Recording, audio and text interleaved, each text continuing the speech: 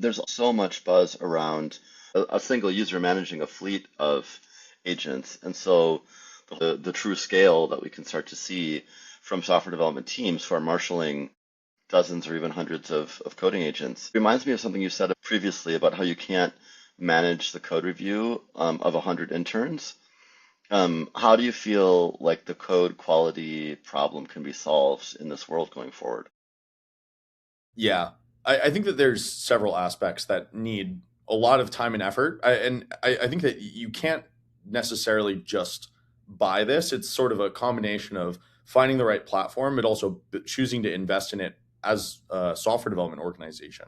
There are certain amounts of agent readiness that you can do where you change and evolve the way you ship software to orient around the capabilities of agents. That means introducing deterministic type checks, linters, code formatters, and really a layer of structure that goes beyond the typical software org. And Mm, you sort of need to do that in order to see success at the highest level.